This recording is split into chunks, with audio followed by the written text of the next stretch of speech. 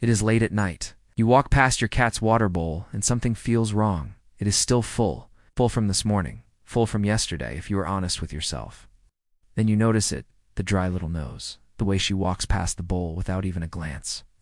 I know exactly how worrying that is. You start Googling at midnight. You picture an $80 emergency vet visit. You try switching bowls, moving the water, adding ice cubes, and nothing seems to work. Your cat still is not drinking enough, and the worry just keeps building in the back of your mind. But what if I told you your cat's low water intake has almost nothing to do with thirst and everything to do with instinct?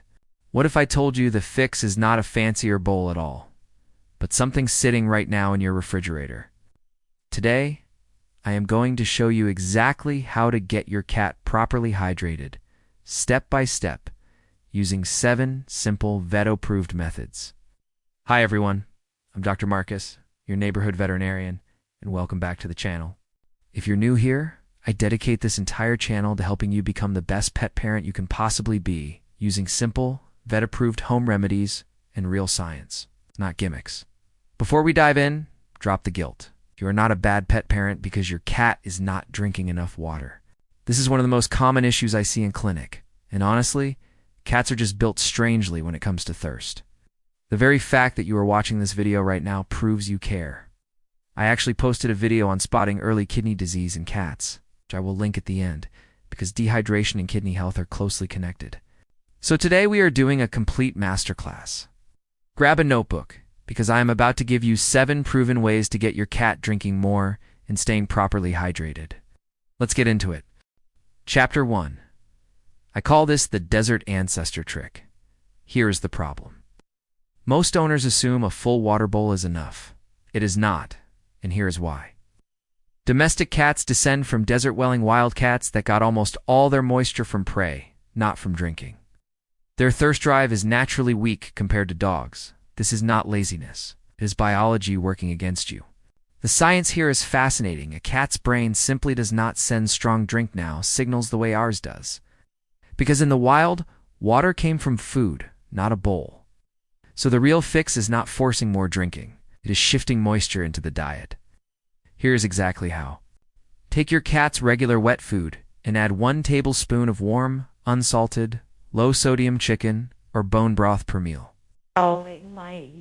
Make sure the broth has no onion, garlic, or added salt, since both onion and garlic are toxic to cats even in small amounts. Warm broth also releases more aroma, which naturally increases how much a cat wants to eat, and therefore how much moisture she takes in. Now here's a quick warning. Only use plain, unseasoned broth, ideally homemade or a vet-approved cat-safe brand. And check with your vet first if your cat has kidney disease, since sodium content matters more in that case. Chapter 2. I call this the moving water illusion. Let me guess, you're probably thinking a big water bowl is the answer. But what if I told you it is often the opposite? In the wild, still water often meant stagnant, contaminated water, so cats instinctively distrust it. Its moving water signals fresh to their brain. This is why so many cats will drink from a dripping faucet, but ignore a full bowl 2 feet away. The remedy is a pet water fountain, or, if you are not ready to buy one. A simple trick: fill a shallow bowl only 3/4 full, so the water gently ripples when your cat touches it. Refresh it twice daily. Stick with me here because this one is important. Cats are also extremely sensitive to smell. Wash the bowl with plain water only, no soap residue, no scented dish detergent. Since scented residue can make a cat avoid the bowl entirely, Chapter 3 is my personal favorite. I call this the bowl placement secret. Now, here's what's truly fascinating. Cats will avoid a water source if it is too close to their food or litter box. In the wild, cats never drink near a kill site, because it risks contaminating the water and attracting predators.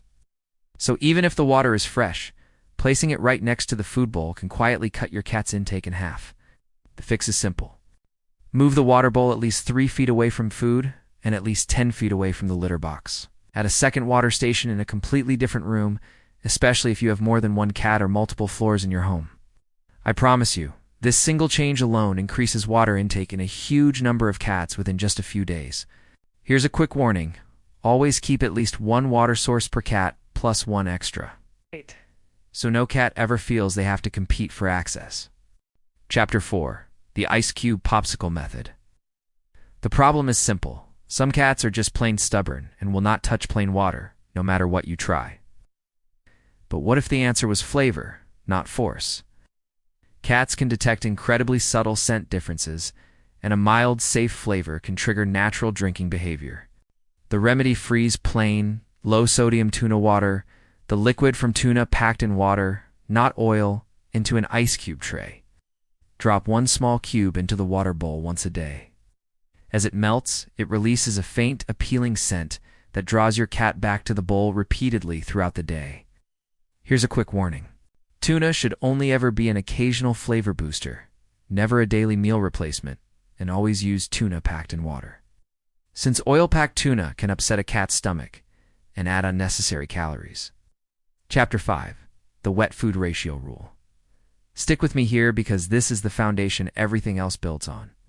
Dry kibble contains roughly 10% moisture. Wet food contains around 70 to 80% moisture.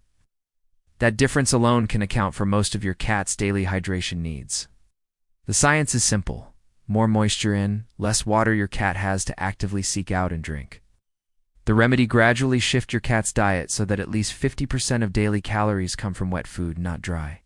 Do this transition over 7 to 10 days to avoid stomach upset, mixing a little more wet food in every couple of days. Here's a quick warning.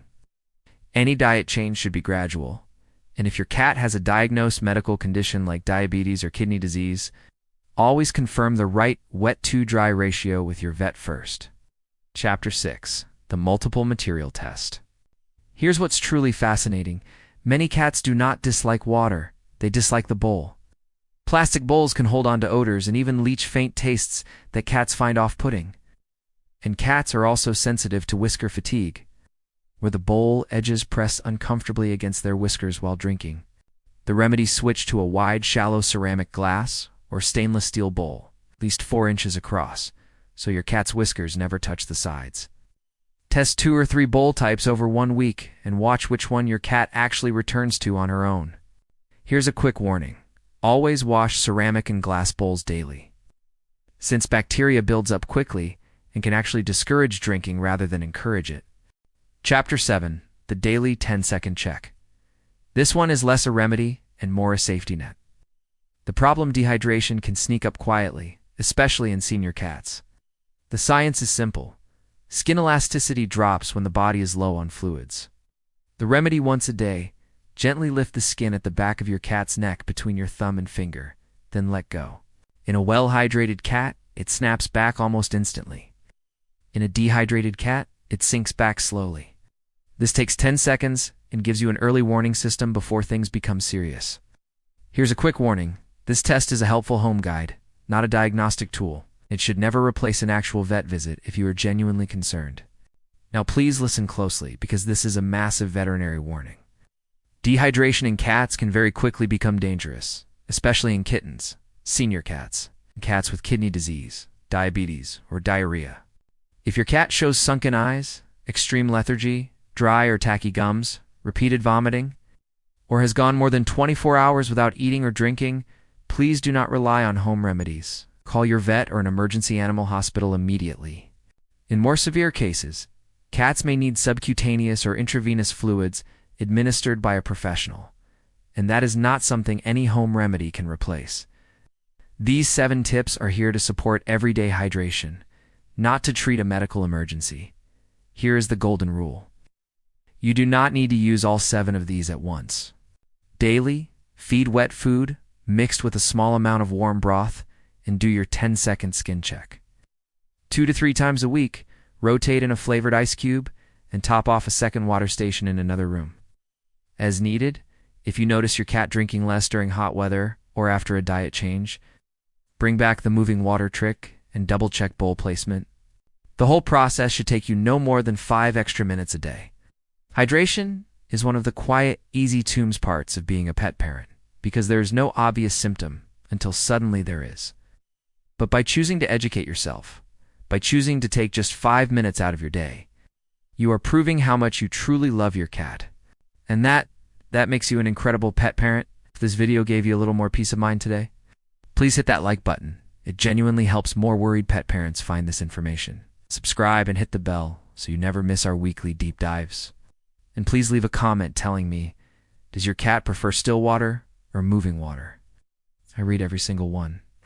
Give your sweet, beautiful cat a gentle scratch behind the ears for Dr. Marcus tonight. I'll see you in the next one.